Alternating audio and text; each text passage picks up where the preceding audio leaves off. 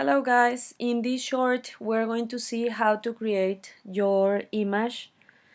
That is the homework for next Tuesday, okay? That is a photo montage using GIMP. So for this task we need to say File, New. Here we specify a width of 600 and a height of 800 pixels. And we say okay. There, we are going to open the other images, right? So I'm going to open the picture of us and the picture that I'm planning to use as a landscape. Okay.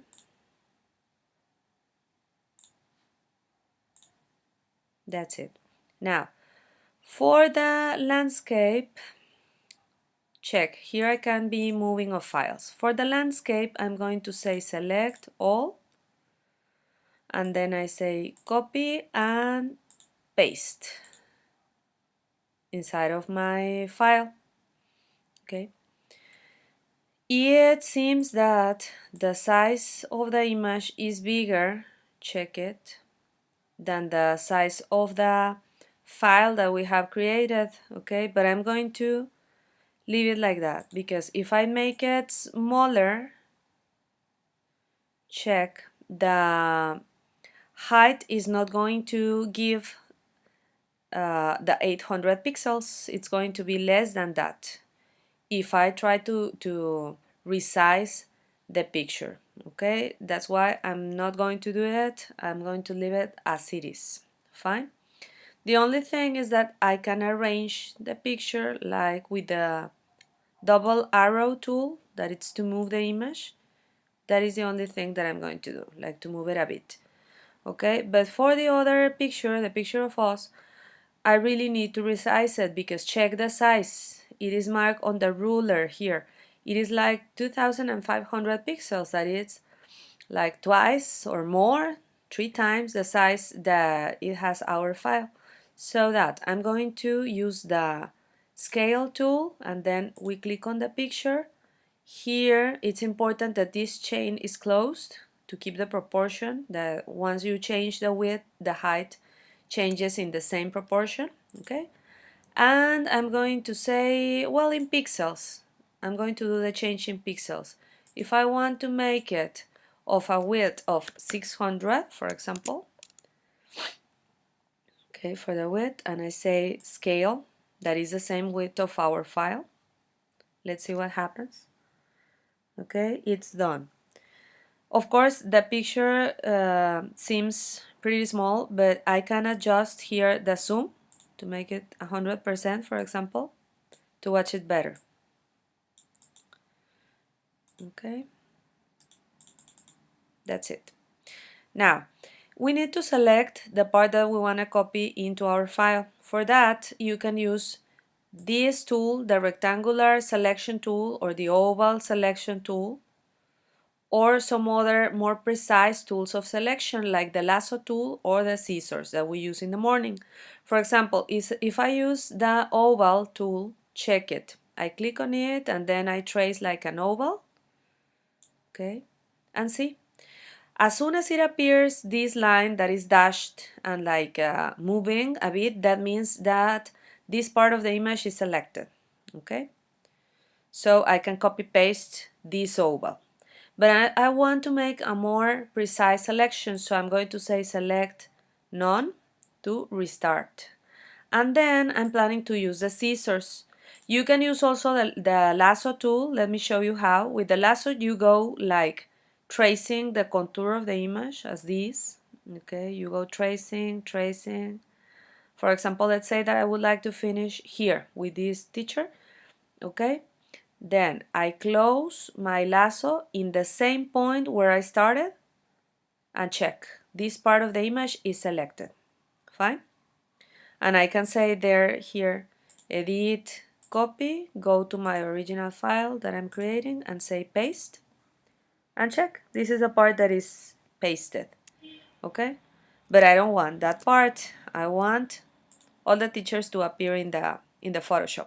In the Photomontage. So I'm going to use the scissors tool and then select none to restart with this scissors tool selecting. For that we go again like tracing the contour, but just by clicking, okay, clicking and clicking by all the contour of the picture that we want to cut.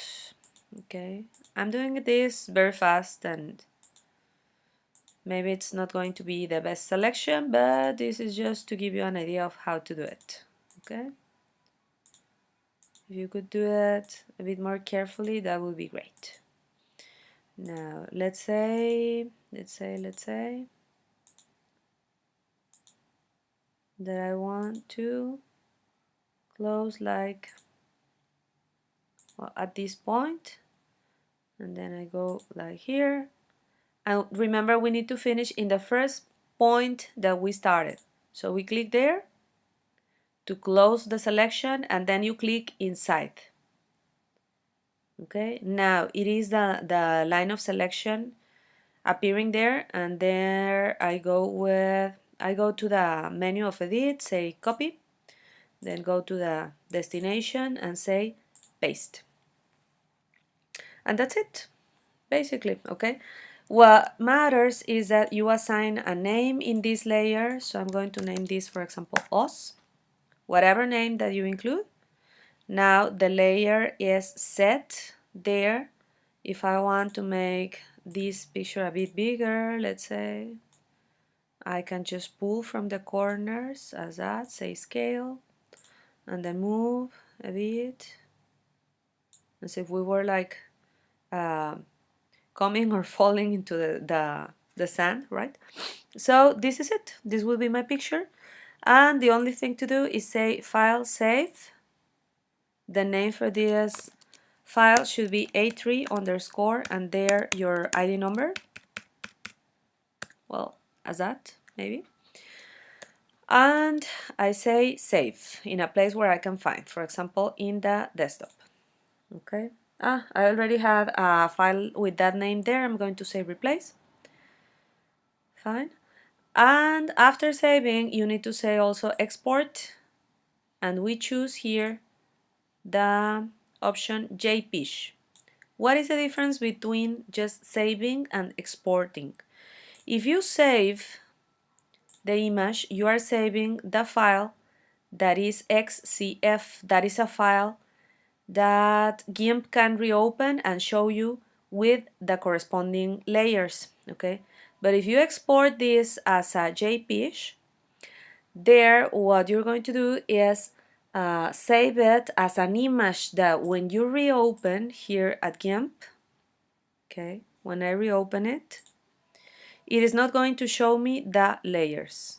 It is just a single image, integrated image. Fine? Okay, to finish, please upload both of your documents plus the original images, everything to Blackboard. Okay, so I would recommend you to go to your desktop or the place where you have saved your images and create a folder. Okay, there you can say, for example, Photomontage. Okay, and here in this folder, please include all your files, the XCF, the JPEG, okay, both should go in Photomontage. Where is it? Here. Okay, so there I go, Photomontage. Sorry, I have a lot of stuff here. Okay, and there also include, please, your original pictures. Okay, so there I go from here. Both original pictures, the one of the landscape and the one of yourselves. Everything should be there, the 4 images. Okay, JPEG, XCF, then the 2 original pictures, and there you will have to compress this folder or zip it. Okay, so right click and say compress or zip. Okay, check it. This is a compressed file that you can send by Blackboard. Okay, now you go to Blackboard, here the first partial, okay, and the file that you're going to send, guys, is the compressed file. Check it. I'm going to say browse, and the file that I will select is this photomontage.zip. Okay, in that folder we are including all the pictures, the 4 pictures here, Photomontage, and you say submit. Okay, thanks for your attention, guys. I see you Tuesday. Bye bye.